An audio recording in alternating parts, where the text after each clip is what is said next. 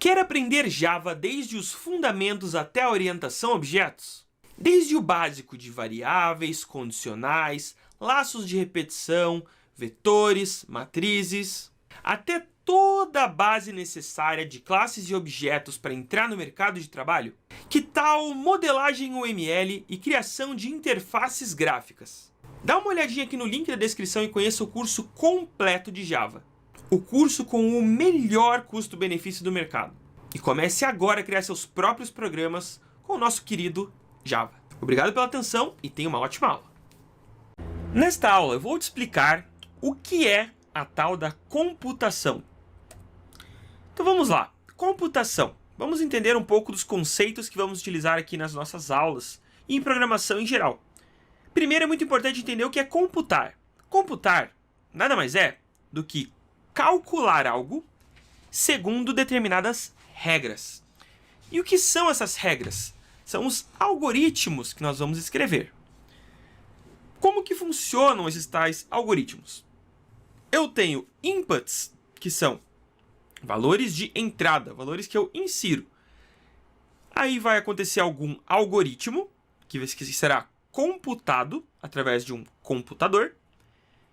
E eu vou ter as minhas outputs, os valores de saída, um resultado que vai ser retornado. Então, a partir de determinados inputs, os dados são computados e geram outputs. Tranquilo? Vamos entender um pouco melhor com exemplos. Então, computar, vamos lá. Digamos que eu queira fazer um algoritmo de soma. Eu quero juntar dois valores e quero retornar a soma deles. Assim como quando a gente pega uma calculadora na nossa mão. Nós colocamos um valor, apertamos a teclinha de mais, selecionamos outro valor e quando a gente aperta no igual, a gente tem um resultado. Então vamos lá, um exemplo de computar. Digamos que minhas entradas sejam 10 e 20. E só para facilitar um pouco, que é a forma que a gente faz em programação, nós vamos trabalhar com variáveis, que são nada mais nada menos que valores que variam. Vamos trabalhar com a analogia de caixinhas para facilitar. Então digamos que eu tenho a caixinha A, e essa caixinha A vai receber o valor 10, assim como está ilustrado aqui. E eu também vou ter a minha caixinha B, e a caixinha B vai receber o valor 20. Quando eu aplicar o meu algoritmo de soma e o meu computador computar o código, eu terei como saída, como output, o resultado 30. Como que eu programaria isso? Da seguinte forma. Resultado recebe, a gente sempre vai ler esse igual como recebe, quando for 1 igual, tá? Resultado recebe A mais B. Então o resultado recebe a soma de A com B. E aí o algoritmo é o que então? Aquela sequência de comandos executados em ordem para resolver um problema.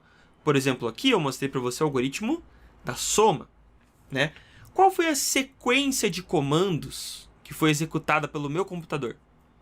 A recebe 10, B recebe 20, resultado recebe A mais B. Então eu coloquei 10 na caixinha A, 20 na caixinha B, e disse que o meu resultado recebe A mais B. Como dentro de A tem 10 e dentro de B tem 20, o resultado acabou ficando com 30. Legal. E essas tais variáveis, né, como eu falei, funcionam como caixinhas. No algoritmo de soma, as variáveis seriam A, B e o resultado. Nada mais são do que valores, né, como se fossem caixinhas, com esses valores que podem variar dentro. Por quê? Se eu quiser usar o mesmo código, igualzinho, e só mudar, por exemplo, que A recebe 20, eu mudei o valor de A. Aí 20 mais 20 ia dar 40. Então, valores que variam, variáveis, bem simples. E eu tenho aqui, então, sempre que dizer, quando estou trabalhando com Java, nem toda linguagem precisa, tá? Mas o Java é uma linguagem que precisa. C também, C# também. Eu preciso dizer qual é o tipo dessa caixinha. O que essa caixinha vai guardar, tá? Então eu preciso informar o tipo da informação. No caso, estou trabalhando nesse exemplo, apenas com valores inteiros. Em Java, os valores inteiros recebem o nome, né, do tipo int.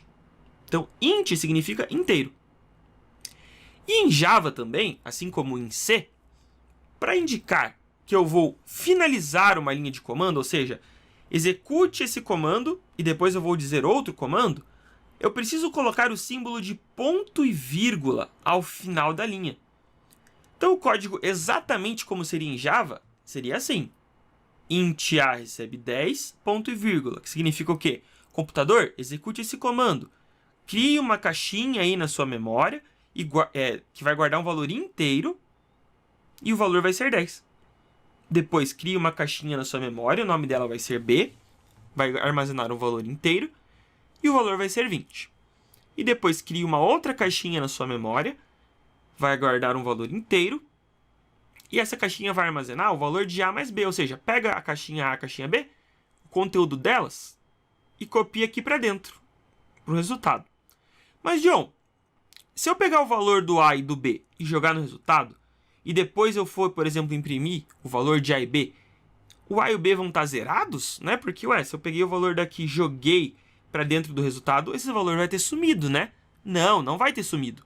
Na verdade, o recebe nada mais é do que copie este valor para dentro da caixa. Não é pegue o valor dentro da caixa e jogue para outra. Não. O receba é um copie. Então, int A recebe 10 significa que A vai ter 10. B vai ter 20. Resultado vai pegar esse A, fazer uma cópia do A. Vai pegar o B, fazer uma cópia do B.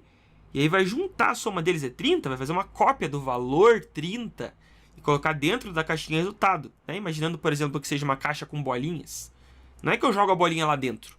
Eu faço uma cópia daquelas bolinhas lá para dentro. Mas e aí, John? Eu só consigo trabalhar com valores inteiros no computador? Não, consigo trabalhar com vários valores.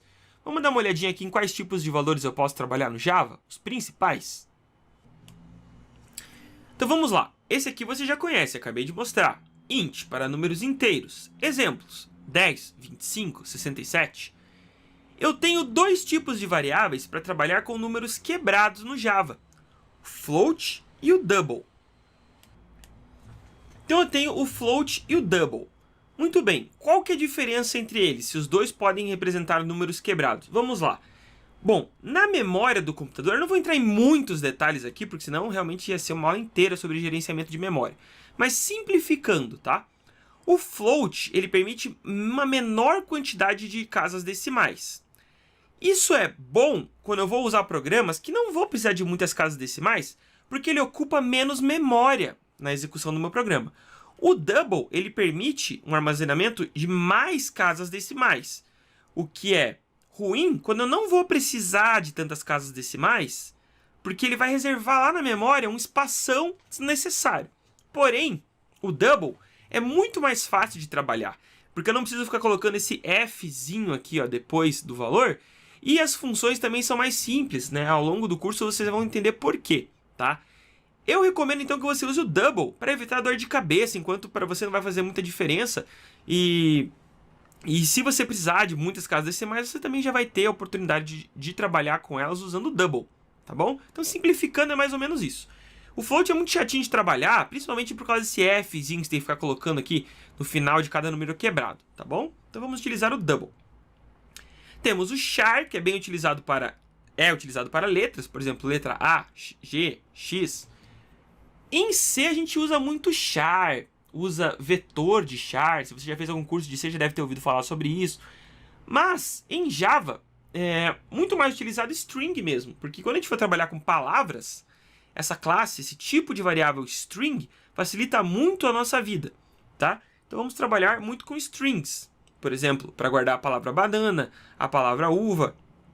E também usamos bastante o boolean, que é, traduzindo para booleano, simplesmente um tipo de variável que aceita dois valores: true e false, verdadeiro ou falso.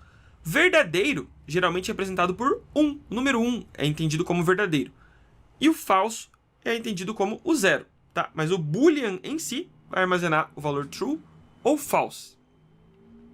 muito utilizado para a gente tomar decisões.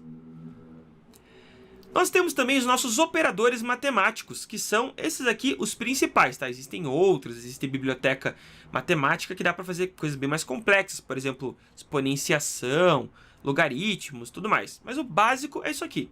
Soma é o sinal de mais, subtração é um tracinho de menos, multiplicação é o asterisco, divisão é a barra e porcentagem significa resto da divisão entre dois números.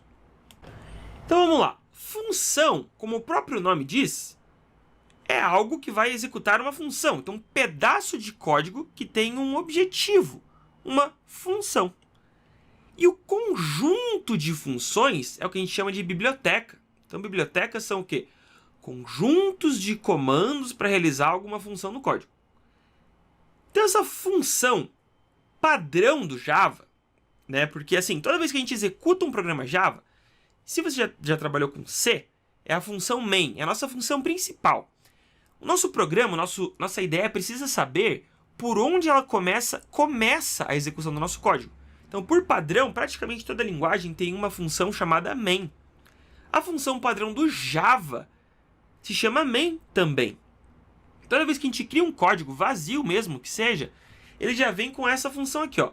Public static int main string args.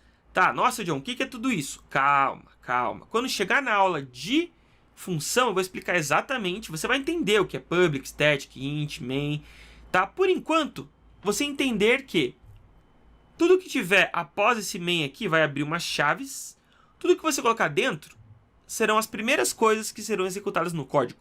Tá ótimo por enquanto, tá? Lembra que eu já sempre falo para vocês. Quando estamos aprendendo programação, alguns conteúdos nós temos que simplesmente aceitar. Eles são assim e pronto.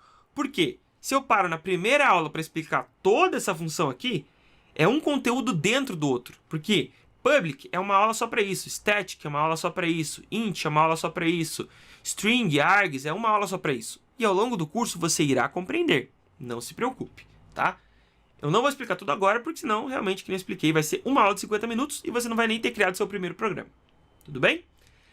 Muito bem, então vamos lá. Outras funções padrão da linguagem, como imprimir e ler valores, vêm com algumas bibliotecas já automaticamente no Java. E nós vamos entender isso também quando estiver começando a fazer os programas. Tá? E aí, só para simplificar também um pouquinho da vantagem de trabalhar com Java e não com outras linguagens, é que o Java tem uma linguagem com o paradigma de orientação a objetos. E o que é esse tal de paradigma de orientação a objetos? Bom, nós vamos trabalhar com classes que funcionam como se fosse um molde, um modelo para criar algo computacionalmente. E esse molde vai ter algumas variáveis, que são os atributos, e algumas funcionalidades. Nossa, John, que complexo. Como assim? Dá um exemplo. Te dou um exemplo. Vamos lá, digamos que eu queira representar um cachorro com programação. Então eu vou lá criar a classe cachorro para representar isso. E o cachorro vai ter algumas variáveis, os atributos, por exemplo, a raça do cachorro, aquele cachorro tem quantos quilos, aquele cachorro morde, não morde, qual região aquele cachorro, né? São variáveis. E funcionalidades desse cachorro, né? Como assim funcionalidades? Ah, por exemplo, o cachorro ele anda, ele vai latir, ele pode piscar, ele pode fazer várias funcionalidades, certo? Então eu estou representando o mundo real através de classes. São esses moldes. E nós temos os objetos, que utilizam esses moldes para criar uma instância específica. Então, por exemplo, eu criei lá a minha classe cachorro, e aí eu vou criar um cachorro específico, o meu cachorro Mike. E aí eu vou colocar Mike, e vou dizer que o nome dele é Mike, né? Cachorro.nome é Mike. Aí eu vou fazer o Mike andar, Mike.ande, e assim por diante. Então, eu vou orientar esses meus objetos, que são instâncias que foram criadas a partir de moldes, que são as minhas classes, tá bom? Não se preocupe também, teremos aulas, teremos sessões inteiras só sobre orientação a objetos. Isso aqui é apenas uma introdução. Você não precisa entender tudo agora, é só ter uma ideia. Muito bem, então eu espero que você tenha entendido aí a base de como que funciona o Java. Eu sei, talvez muitas coisas estejam confusas por enquanto, mas assim que a gente colocar a mão na massa e começar a desenvolver os nossos primeiros códigos, tudo ficará mais claro. É sempre bom passar um mínimo, eu tô passando o mínimo do mínimo de teoria aqui, só para também vocês não ficarem totalmente perdidos e alheios. Tudo bem? As coisas mais específicas aprenderemos ao longo do curso. Muito obrigado e te vejo na próxima aula.